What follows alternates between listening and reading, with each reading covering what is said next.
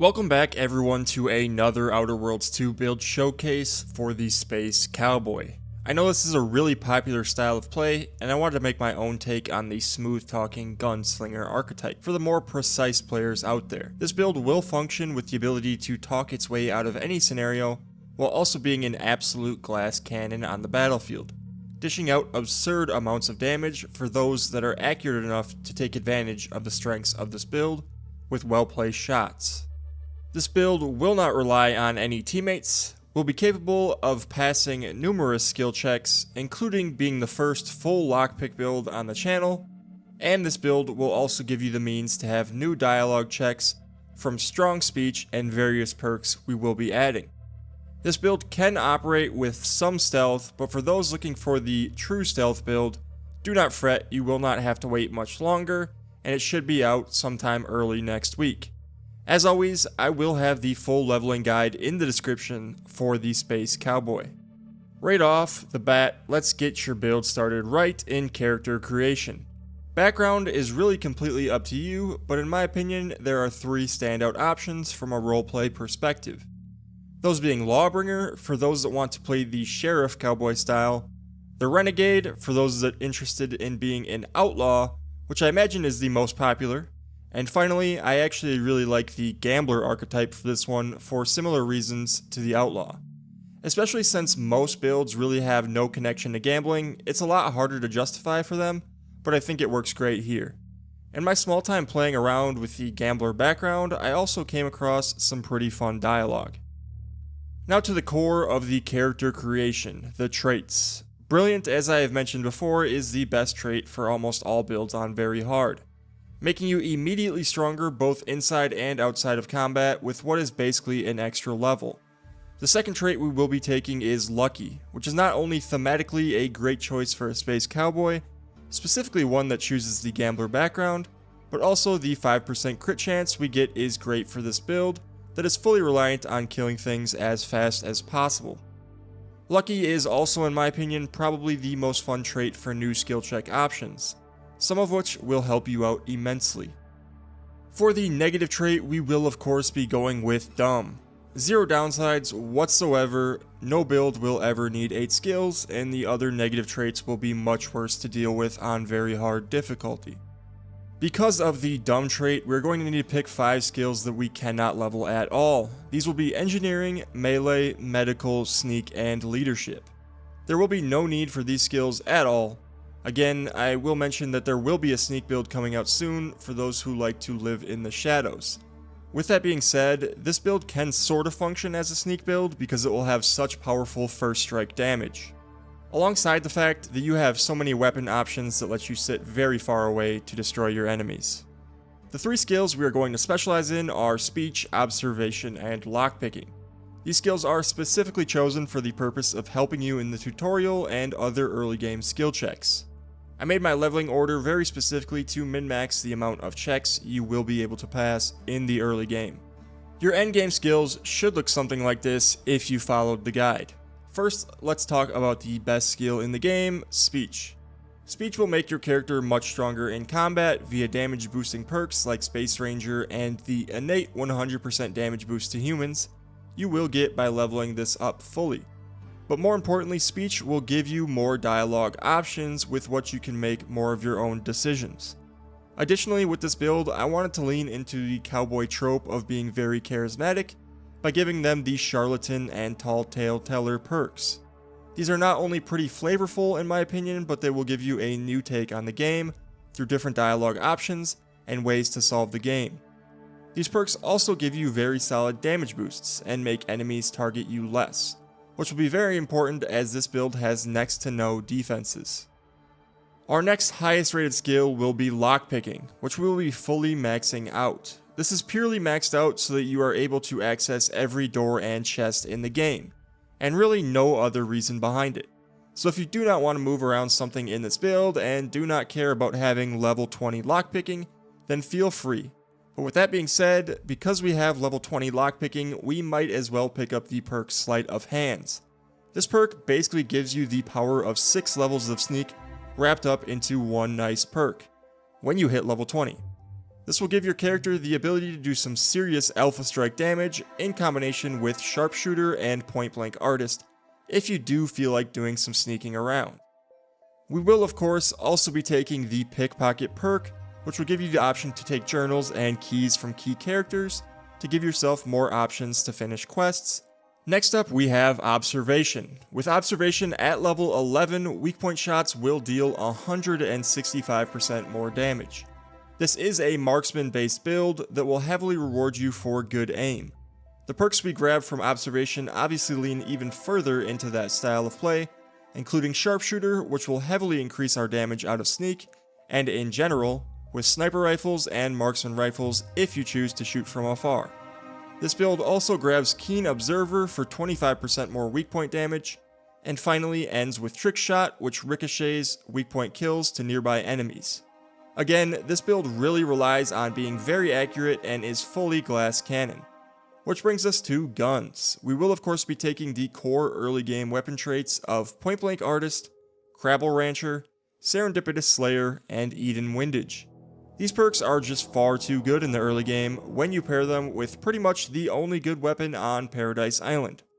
Of course, the Rattler. But in this build, they will also serve the purpose for far longer, since we will be relying on damage from weak point shots with the marksman style weapons that these perks help boost up. Additionally, I like grabbing Sharpshooter later on for more damage with snipers and sneak, and also grabbing Deep Drums simply because having a larger magazine is a quality of life that I love with how long some of the weapons in this game take to reload. If there is one perk to remove from this build, if you want to add something else instead, it's probably Deep Drums. Lastly, we will be making a short early detour into the science tree, so you can knock out a few of the early science skill checks, but more importantly so that we can have the smallest bit of defenses in the form of Contingency Screen. I think Contingency Screen is pretty much a top 3 perk on Very Hard, and a small dip into science to get it is almost always going to be worth it for that extra defense. Now let's jump over to some flaws that can spice up your playthrough and make your build stronger. Overprepared, of course, is a fan favorite for myself. I will pick this flaw every time. It comes up because of how great it functions with my personal playstyle. Bad Knees is a no-brainer for me as it just basically makes you faster. Foot and Mouth granting more XP is always a good thing if you are a fast reader. And now we come down to the last flaw that I have yet to use on the channel, Compulsive Liar. Compulsive Liar is a complete flavor pick that I think is just fun for a playthrough with our charismatic lying cowboy, leading to a more interesting playthrough. This is very skippable if you do not want to be locked into certain dialogues. For gadgets, the Space Cowboy makes great use of pretty much all of them. The shield will give you some much needed survivability whenever you find yourself in the middle of combat. Time dilation can help you hit enemy weak points, which are also crucial to the build. And the N-Ray scanner can grant you a 20% crit chance boost with the ability to stalk enemies through walls. What gadget you like to use will be completely up to you and the situation you find yourself in.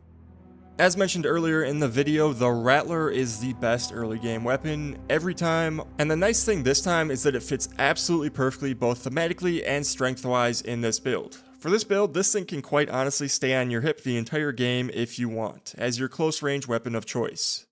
Its damage is absolutely crazy. Just make sure to be close to enemies and hipfire it so you can get the faster fire rate. As always, I also recommend putting a plasma barrel on it as it will help kill wildlife and humans even faster, which are abundant on Paradise Island. The Rattler is acquired from the gun shop in the first town and should be the first thing you grab. As always, the shock machine gun, which you can also get right away from the armory, will be our second choice for use against the automechs of the island. These will be your 2 weapons until the end of the first planet. I will also like to mention that I know people will want to be tempted to use a repeater for this build, to be more cowboy-like, and quite honestly this build uses it better than any other. But the repeater archetype is, in my opinion, hands down the worst in the game, and I just do not recommend using them if you are playing anything above normal difficulty. With that being said, there is a unique repeater a little further in the game that I will show off shortly. Equipment wise, what would a cowboy be without a cowboy hat? As soon as you touch land, be sure to head on over to the armory and steal the police officer hat, which will also grant you with a nice boost to your critical hit chance and damage. For armor, there is nothing unique, but I always pretty much recommend grabbing some medium armor so you can take hits but still run fast in combat. If you keep running, nothing can really ever hurt you. For later armor options, we have the Golden Shroud, which is an extremely powerful armor piece, one of the best in the game, but it comes with a very significant downside that you will start to bleed your bits out pretty hard. Once you get to the endgame and no longer need bits, then consider using this armor, as it is extremely strong. The alternative choice is the Boa Skin armor, which kind of overlaps with Contingency Screen by giving you more health when you get lower. But you can really never be too safe on very hard difficulty in my opinion. And the overhealth will stick around the whole time until you get shot again.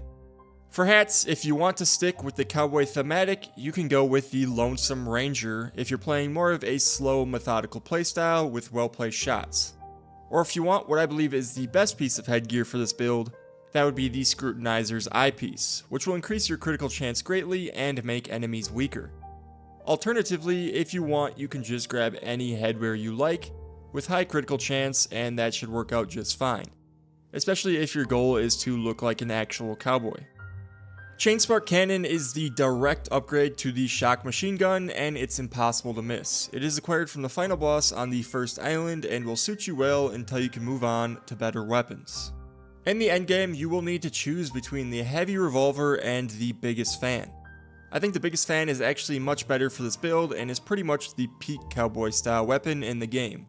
With deep drums, you'll be able to rattle off quite a few shots in quick fashion with this gun, which will quickly ramp up its crit chance and weak spot damage. With that being said, I think it would be a solid idea to keep a volted heavy revolver in your bag to swap to for whenever you run into automechs while still maintaining the cowboy power fantasy.